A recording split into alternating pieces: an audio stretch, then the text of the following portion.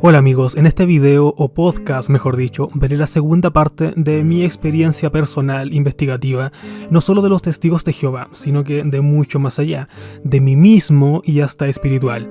En este punto, y al igual como lo dije en el podcast anterior, me gustaría dejar en claro que, al menos para mí, el concepto de espiritualidad no tiene nada que ver con religión, como lamentablemente nuestra cultura judeocristiana lo ha propuesto a través del tiempo. En los mismos testigos de Jehová, por ejemplo, pregona fuertemente la idea de que mientras más involucrado y comprometido estés con los asuntos e intereses de la organización, eres más espiritual.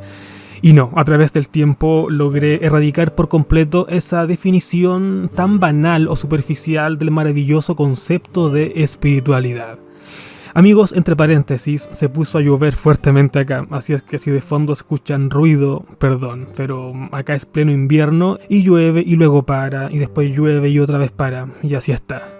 Pero bueno, como también decía en el podcast anterior, cuando habían pasado los años desde mi salida de la organización y las heridas emocionales ya dolían menos, porque sí, estas nunca dejan de doler completamente, siento la necesidad de indagar en profundidad y sumergirme en una búsqueda emocional la cual nunca antes había realizado, pasando por los conceptos de religión, de Dios, de psicología, de filosofía, de ciencia, de Biblia, de cosmos, etc. Esto, por supuesto, abarcaba lo relacionado a lo que yo había vivido durante una gran parte de mi vida, a mi relación con los testigos de Jehová. Pero cuando estaba a punto de aventurarme a este viaje, me encuentro con barreras mentales que dificultaban este andar.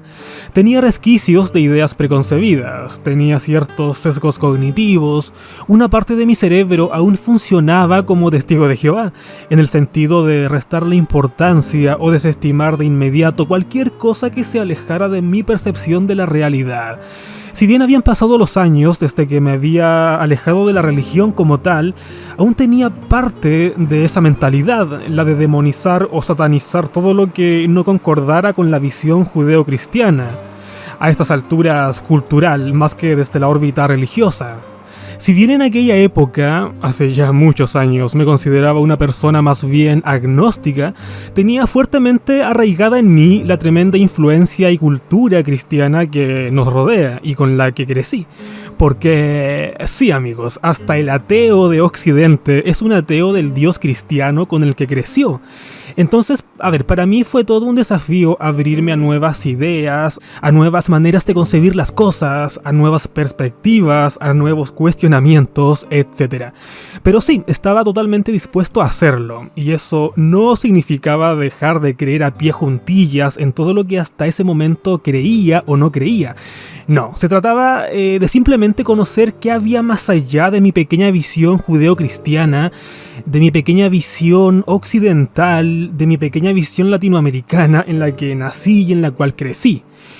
Y el primer paso para ello fue hacer una deconstrucción mental, algo que, de cierta manera ya había hecho a mucha menor escala, por supuesto, cuando años atrás y tras haber dejado los testigos de Jehová, me había aventurado a cuestionar y reinvestigar el tema de los 7 tiempos.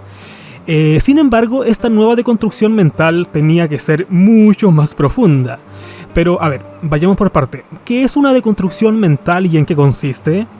Se trata de desmontar un concepto o una idea intelectual que quizás ya tenemos arraigada, con el propósito de analizarla pero desde afuera, desde lo externo.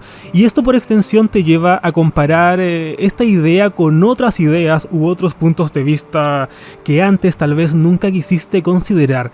Porque, claro, simplemente te encontrabas limitado a tu idea inicial, primordial y preconcebida. En este punto, amigos, saquémonos de la mente por un momento aquel concepto millennial tan manoseado de hoy en día de la deconstrucción de género. No confundamos las cosas. Mi norte en este podcast es totalmente distinto. Yo me refiero a una deconstrucción mental mucho más espiritual. Entonces, se trata de hacer un autoexamen de lo que crees y lo que concibes, pero no desde tu ego, sino que desde afuera. Y eso es lo que tanto cuesta. Pondré un ejemplo que quizás a muchas personas que se hacen llamar cristianas les moleste. y perdón por ello, pero lo considero adecuado para el caso. Imagina una persona que cree ciegamente en la Biblia y que no concibe nada más que la Biblia, a tal punto que la considera como un libro, no solamente totalmente sagrado, sino que también totalmente literal y totalmente histórico. Y cualquier pequeño cuestionamiento externo a este, de inmediato por esta persona, es demonizado. La deconstrucción mental aquí consistiría, ni siquiera en que esta persona erradique su concepto de la Biblia. No se trata de eso. Se trata de que simplemente, aunque sea por un momento, esta persona deje en stand-by sus percepciones preconcebidas. Y en este punto se sumerja en la investigación que quiera realizar, pero de manera crítica e imparcial. Y cuando esto lo tenga listo, lo cual por supuesto no es algo instantáneo, vuelva a poner pausa a sus ideas preconcebidas. Y aquí es donde se podrían generar conflictos internos y emocionales. Si esta persona, por ejemplo, hace su investigación o estudio tomando la Biblia como la única fuente base madre de referencia para absolutamente todo lo demás, y a partir de esta quiere comenzar su investigación, llegará simplemente a conclusiones preconcebidas, porque todo lo adecuará a lo que la Biblia está diciendo. Esto de hecho tiene un nombre, se llama eisegesis, y consiste en adecuar el texto leído a conveniencia, insertando cosas que este no dice, interpretando cosas a conveniencia o a la ligera, etc. Por el contrario está la exégesis. Aquí se toma en cuenta el contexto, se verifican las cosas, se cuestionan las cosas, etc. Si bien ambos conceptos, los cuales por cierto son hermosos, se relacionan principalmente a lo bíblico, aplican perfectamente para cualquier otro tipo de literatura. Creo que es un muy buen método para comprender mejor y desde una perspectiva general lo que se está leyendo o estudiando, independientemente de qué tipo de libro o literatura sea. Aquí la hermenéutica, la cual consiste en el arte de la interpretación, la explicación, la traducción de la comunicación escrita, la comunicación verbal y no verbal, también juega un papel importantísimo. A esta también se le suele relacionar netamente con lo bíblico, pero también cumple un rol importante en cualquier otro tipo de literatura. En este punto, lamentablemente, todo esto no es tomado en cuenta por mucha gente que lee la Biblia de manera totalmente cegada, y donde, claro, predomina la idea base que desviarse de la Biblia como tal equivale a desviarse de Dios como tal, y esto por extensión se interpreta como cederle lugar al diablo. Sí, ideas judeo-cristianas preconcebidas. No existe espacio para el pensamiento crítico o el análisis más profundo porque esto de cierta manera es satanizado. Entonces este tema es tan profundo, amigos, que mucha gente jamás, pero jamás estará dispuesta a hacer su propia deconstrucción mental, por muy mínima que ésta sea. ¿Es respetable? Por supuesto que sí, cada quien es libre de hacer lo que estime conveniente, pero el punto negativo de esto, de no hacerlo, es que los sesgos cognitivos, en este caso religiosos, te llevan a juzgar a todos los que no piensan como tú, y este juzgar contempla, por supuesto, la demonización o la satanización de absolutamente todo lo que no encaje con tu pequeñita visión de la realidad. Amigos, los que fuimos testigos de Jehová sabemos muy bien de qué se trata esto. Y no solo pasa allí, pasa en un sinnúmero de grupos protestantes y otros cultos o religiones. Es más, también pasa en gente que no se identifica con ninguna religión, pero a pesar de ello tienen ideas bíblicas preconcebidas y totalmente sesgadas, y que no admiten ningún tipo de crítica. Y si aquí salimos un poco del ámbito religioso, también esto pasa en política, pasa en cuestiones culturales y en un sinfín de otros temas.